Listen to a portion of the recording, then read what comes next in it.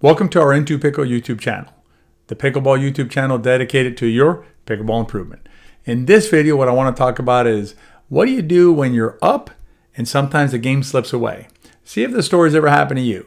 You're serving at 9-6-1, a couple minutes later, you're up at the net, you're tapping paddles. Your opponents are saying, great game. You're looking at your partner going, I don't know what happened. How did we lose that game 11-9? In this video, what I want to do is give you some tips for what you can do when you're the team serving at 9-6. And then at the end, we're going to talk about some tips that you can do when you're the team that's down 6-9 to get back into it and maybe come out on top. Let's get into it. All aboard! For those of you who don't know me, my name is Tony Roig. I'm a certified master teaching professional with the IPTPA. I'm the founder of Into Pickle.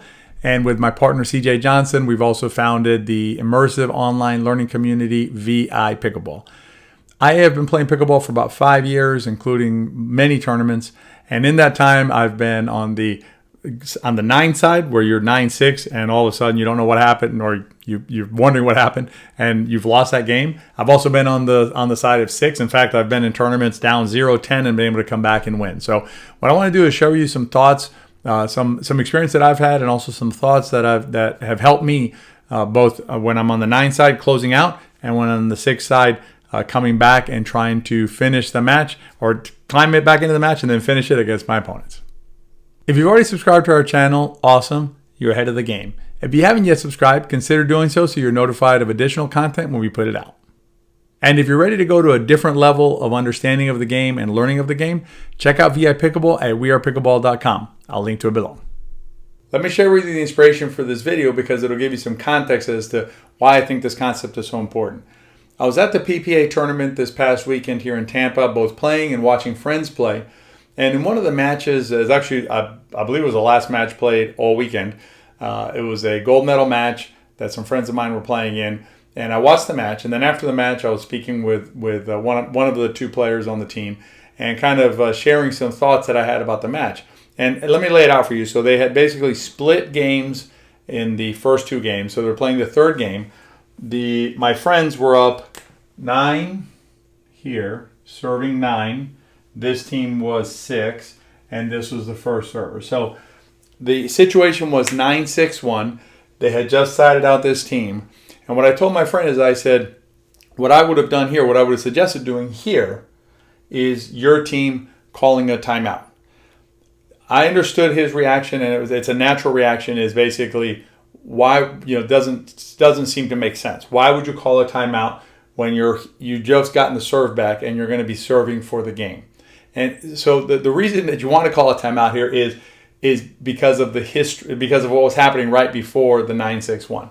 What had happened was this team was up, I can't remember exactly, it was 8-2 or 8-3, then it was 9-3, something like that.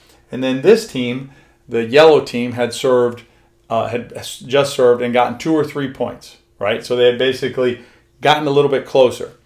The team in blue, my friends, were serving at this point to close it out. But what's risky here is if you come in at 9-6-1 and you don't score a point, and then you turn the ball back to the team with 6, then what happens is they can continue closing that gap. As that gap closes, when you're the team with 9, it gets tight. So as you start getting tight, your arms get tight, everything gets a little more nerve-wracking if you're the team in blue.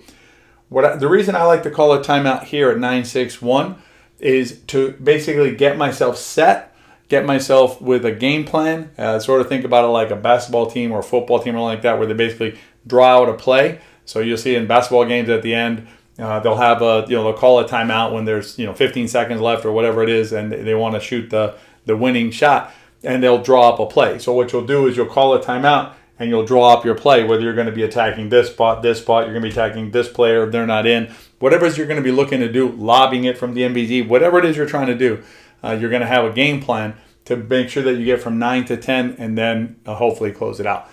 What ended up happening was, my recollection is that the 9-6-1 was a side out.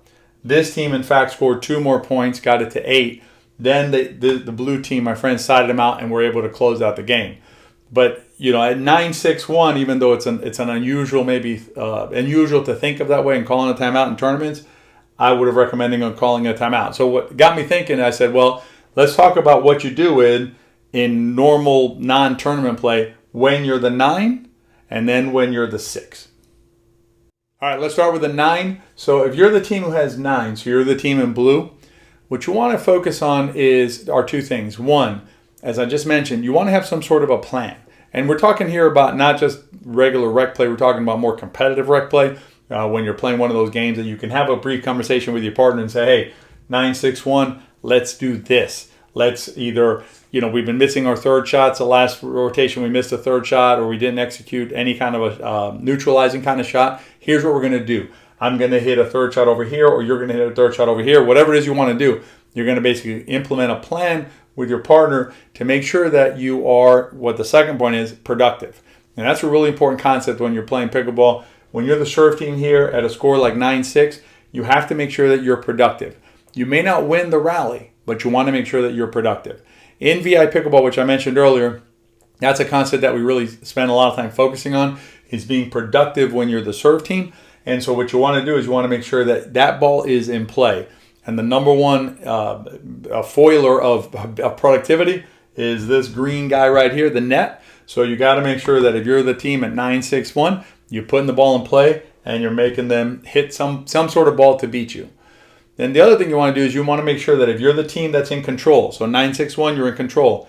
If you get sided out, so now the ball comes over here and this team's going to be serving to you, what you want to do is you want to make sure that if you're in this position, no missed returns to serve and no missed four shots. So you want to make sure that you're really focusing on maintaining that advantage and not allowing the 6 to creep up to 7 and 8, because that's when things get tricky for the team with 9. So now let's talk about what you do when you're the team with 6. So you've sided out the team with 9. Now we're focusing on the yellow team.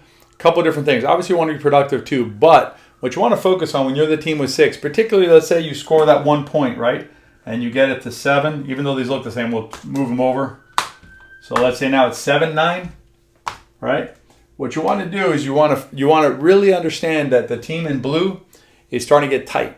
Their arms are getting tight, their legs are getting tight, everything's getting tight. And so what you want to do is you want to make sure that you make this team hit the ball. When you hit your third shot, you want to hit some sort of shot. Obviously, if you can hit a perfect third shot, thumbs up, good for you. But if you can't hit a perfect third shot, whatever you do, make sure that this team touches that ball, because you want to make sure that you take advantage of the fact that they're nervous, everything's tight, and maybe force an error. Sort of a corollary of that is you want to make sure that not just that they hit the ball, you want to make them hit the ball over and over and over again. Even if it's not perfect shots, you're not hitting perfect balls, perfect third shots and things like that. What you want to do is you want to make sure that if this team has this position, that they're just having to hit a ball after a ball after a ball, because what you might find is after a third or fourth ball, this team makes an error. If you get it from 7 and now you get it to 8 and then even 9, this team will be so tight, you just keep hitting the ball and let them basically give you the game.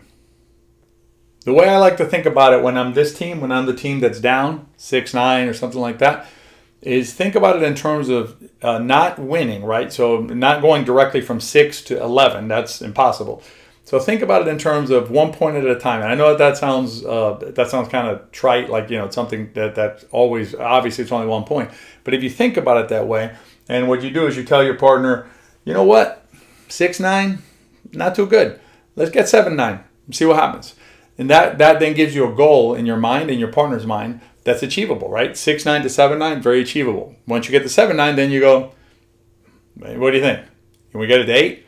And then that gives you another achievable goal, another milestone that you can set for yourself. If you get it to 8, then you look at your partner and go, what do you say we tie this up? Then you tie it up, right? And now you can start talking about, okay, let's get to 10 and 11. But, when you're down 6-9, focus on the next point, getting that 1 point, getting it from 6 to 7. I like to say, let's make the game interesting. 7-9 is interesting. 6-9 is So 7-9, let's make it kind of, and then 8-9 obviously is more interesting, and then you keep on building on the interesting. So just a thought on when you're at 6, focusing on 1 point at a time and making sure you keep closing that gap, putting the pressure on the team that's ahead, and make them earn that victory. Remember, next time you're playing pickleball out there, that if you're the team that's up 9-6, you got to close it out. You got to make sure that you're productive when you have an opportunity on serve. And if you're up and you're serving, just make sure you take a moment to think about what my next strategy is going to be. trying to avoid letting this team creep back in, because what will happen is invariably the nerves will kick in, your arms will get tight, adrenaline start pumping, all that kind of stuff. So you want to make sure that if you're the team that's ahead, that you keep on focusing on what you have to do in order to close it out. If you're the team that's behind, work 1 point at a time. Recognize that if you start getting that point and then the next point, your opponents are going to get tight. Use that to your advantage and see if you can tie it up and maybe win the game. If you enjoy this kind of thinking about the game, this way of looking at the game, the way of analyzing the game, again, make sure you check out VI Pickleball. You're really going to like it. It's at wearepickleball.com. I'll link to it below. You can also check out our podcast, Pickleball Therapy. We talk about the game in this way. We talk about these sort of concepts in that podcast. We talk about how to think about the game. We also give you some ideas on how to maintain your mental strength in the game. It's a big focus of our podcast. If you want to check out our interview with Coach Peter Scales, who wrote Mental and Emotional Training, you can check that out on the podcast. There's 5 episodes where we interviewed Coach Peter, and it's really going to help you understand your game. We call it the Pickleball Therapy for a reason, so make sure you check it out. If you enjoyed this video, share it with your friends. If you liked it, they probably will too. Be well out there.